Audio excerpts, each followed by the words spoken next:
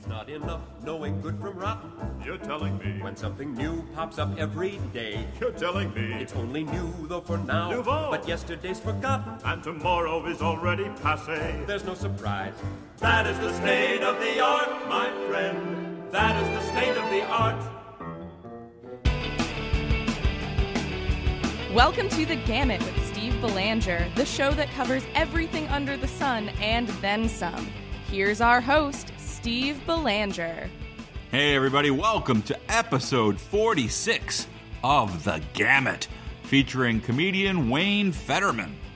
It's our first episode of 2015, and we've got a good one for you today. But first, I want to talk to you about GoDaddy.com.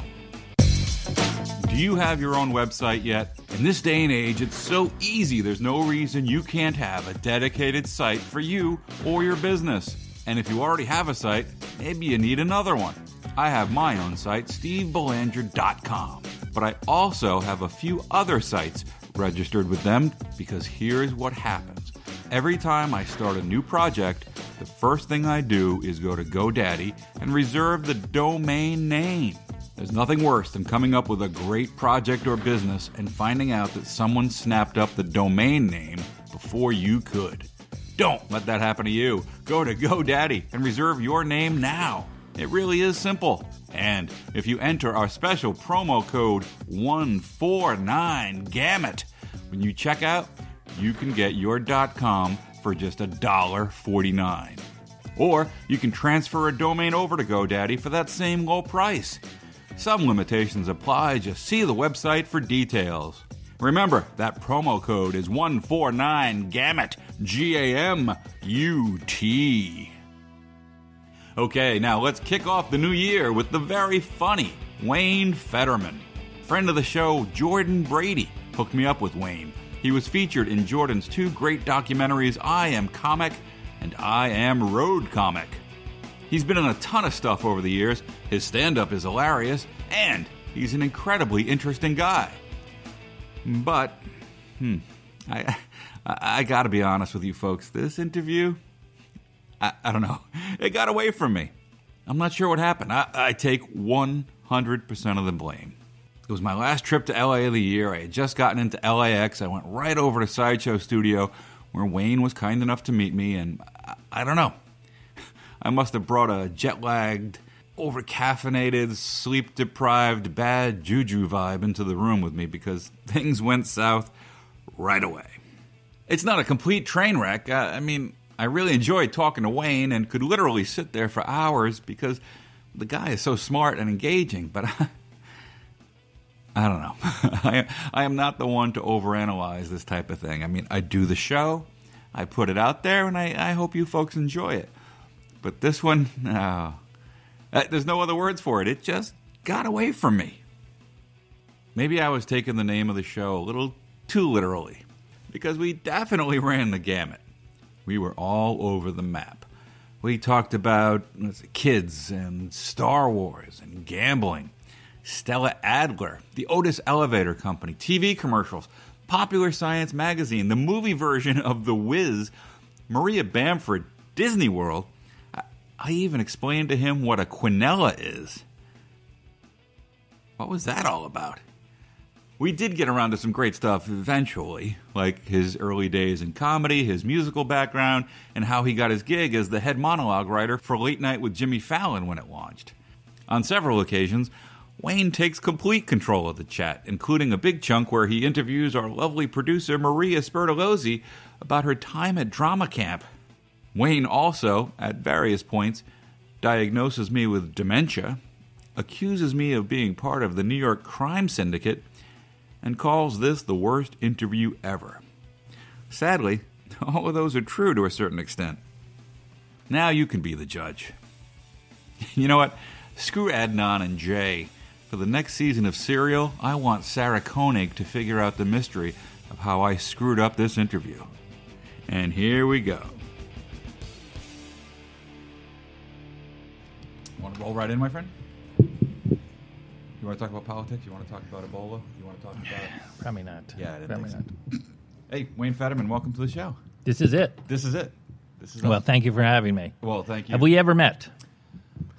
I feel like we might have, but I want to say probably not. I feel like Jordan, I knew him. I love the way you dance around that answer. Why don't you just go, no, we haven't? Because I have, fucking horrible memory. You do? I do. Do you remember talking to me a minute ago when I came in here? Were you the one who yelled at me for being so loud? I didn't yell. I just pointed it out. I am a very loud person. Yeah. It was a little disconcerting. I really... I don't talk... And your excuse is you're from New York. That's your excuse? No, my main excuse is I have 2 kids and I don't talk to grown-ups. Oh, that makes sense. All week. Okay. So I talk to a 4-year-old and a 7-year-old, and then for an hour a week I work. And how old are your kids? I have no idea. Yeah, that's interesting. So you talk to your kids. That's great. Congratulations. Thank you very much. So 7 is, if I'm not mistaken, 2nd grade? You're very good at this. Yeah. Have you met him? It's weird. It sounds Maybe like you met my son. No, it sounds like I'm a predator at this point. Do you have children? children? 7 would be... If you don't have children, this is going to get creepy. Yeah, it's very creepy. Okay. No, I don't know how to say this. I really, really like kids. I was a camp counselor. I know all of these are red flags. I'm just getting my right, of checklist course. out. Go ahead. Of course. Go ahead. It doesn't look good. Do you have lollipops in your bag? I have candy. I bring candy. But, now I just always I don't have any kids, but I have nephews and nieces and all of that stuff. So I'm phenomenal uncle, the greatest show. It's so easy to do it. There's no right. Go ahead. It's the best way to enjoy children. It's the best way to. I've been an uncle and I've been a father. You have, yeah. An uncle is so much easier. Oh my God, I'm the hero. There's one word that explains it. What? Goodbye. Oh, goodbye. Yeah, you get to leave them. Yeah, of course. That's. But it's It's so good, and I feel like I do help. I feel like I help a little bit.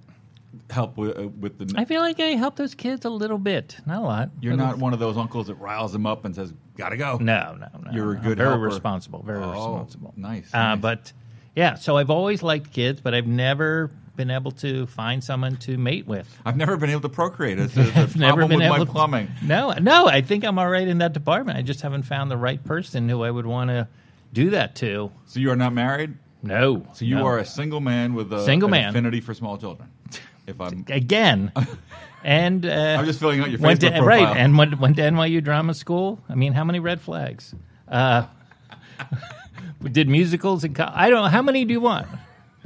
Familiar with Sondheim musicals? Have you ever been on the television show Seventh Heaven? No. Okay, then that's my final checklist. Yeah, you grew up in New York? As a matter of fact, I didn't. But thanks for doing the research. No, but I know you studied with Stella Adler. I did study with Stella Adler. I'm a New York. I'm going to put this in air quotes so nobody can see. I'm a New York actor. You are? Has okay. 2 auditions. Well, a it's year. interesting because when I studied with Stella, I'm going to age myself. I actually studied with her because I not at her studio. And I looked with that up her. because everybody says I studied with Stella. Oh no! Adler. There's video footage of myself and Stella Adler and 3 small children. Okay, why can we let it go? That was a phase Stella was going through. That's nothing to do with me. May she rest in peace. No, but that's a big deal because she's a It was. name. Well, just so you know, Stanislavski to Adler to Federman to you. Just so you know. Ooh, just think about it. I have a lot of. I have a lot of Kevin Bacon connections, but that's to true greatness. It starts with Stanislavski. Did you ever read the book? This is hilarious for the people listening. I like the inside baseball This stuff. is beyond inside baseball. This is literally the factory that makes the baseball and puts it together. This is the Twib notes. Yeah, it's just terrible.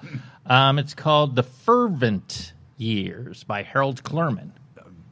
That's going to be, if you really want to know a little something about modern acting. Wow, I'm going to have to look that up. This is basically the story of the group theater and how that started. And then that's where Strasberg, Adler... all of the whole thing came out of that. That's where they all came from. Here's what I know in my research. Yeah. You're smart.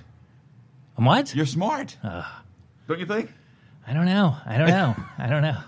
Well, I will say this. I am endlessly curious, about it. I do have a thirst for knowledge that's never not abated in the smallest amount. And in fact, I feel like since the advent of having the internet, go hyperspeed, whatever that was 7 years ago, I'm like, I spend a lot of time just learning. You can get lost. Just learning. I'm not talking about just wasting time. Just now I'm reading about it, It's endless amounts of. You can find the. It's the garbage. literally endless. It's literally endless. It's not. Yeah. But you're looking at the smart stuff. I don't know. I mean, for the most part, it's not like I'm just watching. I mean, I do get caught on YouTube every once in a while because I love their. What is it called? Their algorithm that brings you to other videos that they think you might be interested in. It's like, oh, you're watching a Mel Brooks, Carl Reiner routine. You might be interested in this Lenny Bruce bit from the Steve Allen show, and then that brings you. It's the rabbit hole.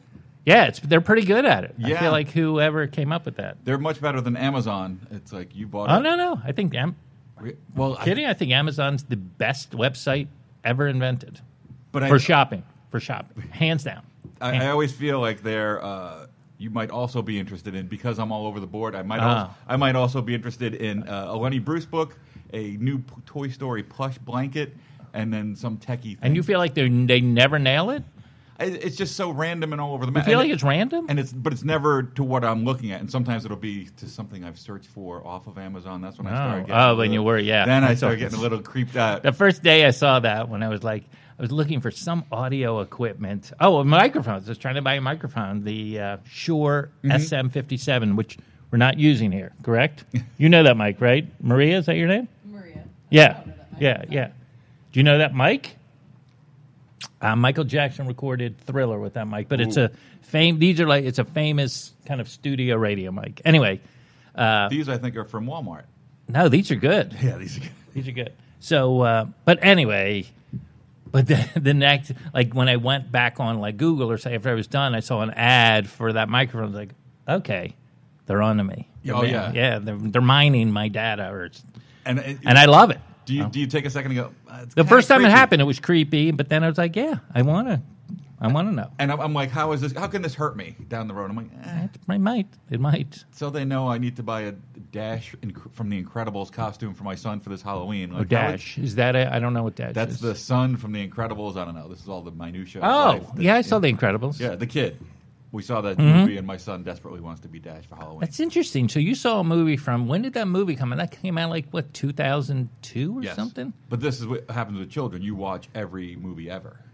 And that one caught, I'm surprised. Okay. I am always surprised at what catches them. Yeah. Sleeping Beauty, they have no interest in. But Dumbo, they will sit and watch cheerily over and over again. Curious. My son, who's scared of a lot of things, has... Do you... this is the worst interview ever. Do you restrict his television time? The amount of time he's allowed to sit and watch TV? I have a ticker, I'm like every horrible parent. I will use it to help me if I need just some quiet time. Ticker? A ticker in my head, like a quarterback's ticker. I got 3 seconds before I'm going to get pounded by a defensive end. If my son's been sitting there for over an hour and he hasn't made a noise, the clock goes off in my head. Oh, okay, time to peel him off the screen and get him... Doing what? Just involved in life. Playing with me or going for a walk or doing something active.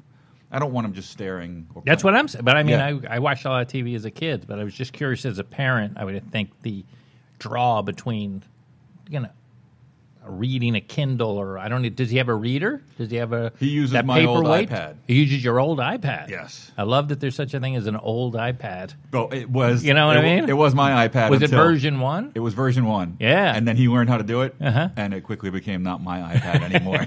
So I had to buy myself a new one so I could look at stuff. Curious. But yeah, he'll sit and watch. He's afraid of some of the movies, but he's seen all the Star Wars every single frame. Yeah, I just saw an illegal version of Episode 4. Are you familiar with it? Yes. It's called A New Hope. Yes, I've heard of it. Came out in 1977. Yep. That had the original effects on it. You can't even... Yeah. I like that. And it was good. I mean, I kind of understand why he wanted to upgrade them. I know I'm going to get letters and emails and Twitter hate because I said that, but I do kind of understand his theory. Although what's weird is, if I'm not mistaken, the guys that did the special effects for Star Wars in 77 won an Academy Award. That's the only one I think it won. Oh, it is? Yeah, in 77. Oh, so that's great. So, but now I'm thinking, since they've redone it and rematted and all of that, their work is gone that they've won an Academy Award for, because you can't buy it. It's not... Yeah, there's no proof. I think I might have the old VHS copy. Right. So, yeah, there's stuff around, but I'm just saying there's no pristine proof of what they did that won them an Academy Award. Maybe their big bank accounts?